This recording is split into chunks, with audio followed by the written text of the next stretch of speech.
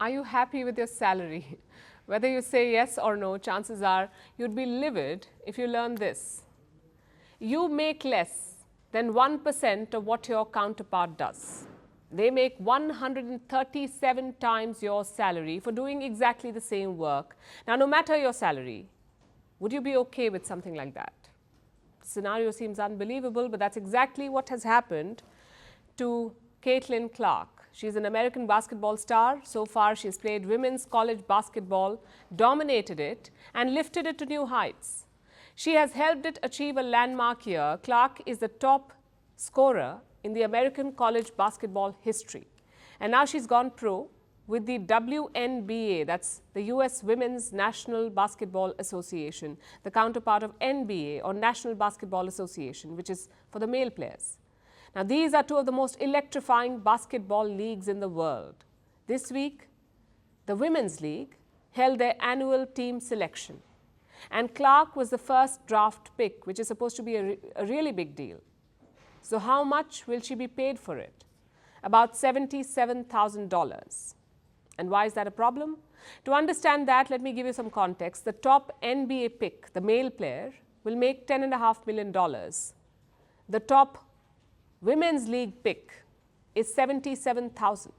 So Clark will earn less than 1% of what her male counterpart will make in the first year, and this is not even the worst part of it. Forget NBA players. Clark's salary is lower than some NBA mascots.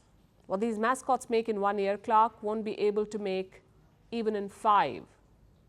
The pay disparity is staggering, and this is not just about one player, this is about the whole game. Let me show you some more numbers. This is what the highest paid woman made last year in basketball, and this is the highest paid man, more than $50 million. Let alone the highest pay, the minimum salary in the men's league is over $1 million, so the entire women's league combined will get about the same as one random male player. Fans are outraged. So is US President Joe Biden, apparently. He says, right now we are seeing that even if you're the best, women are not paid their fair share. It's not technically new information. And what has he done as president to fix this trend? Also, when we discuss sport and pay disparity, the usual argument is about popularity and viewership. Men's sports are watched more, so male players earn more. Well, here's the thing. The Women's Basketball League has seen tremendous growth, increasing attendance and soaring TV ratings. Last season's finals saw a 20-year high in viewership, but of course the men's league, the NBA, is way more popular. It brings in more revenue, so the men's league can pay more to their players. And the female players know this. So they're not asking for equal pay. What they're asking for is fairness. Women receive around 10% of the league's overall revenue, and men, they get 50% of the NBA revenue. So this pay gap is an institutional problem.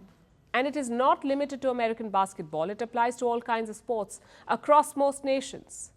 Look at golf. An average male athlete makes more than $1 million per annum. A female athlete makes less than $350,000. Or tennis.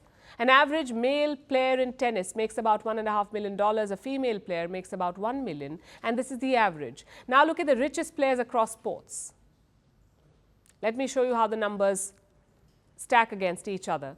On the left is the list of the highest paid male players in 2022. On the right, the highest paid female players. So whichever way you look at it, there is a glaring disparity. Fortunately, in the past few years, we've also seen some change. For instance, the US football decided to equalize pay in 2022.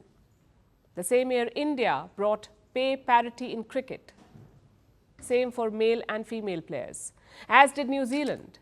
And in 2023, England joined the club. So there is progress, but if we think this is good enough, we've really dropped the ball.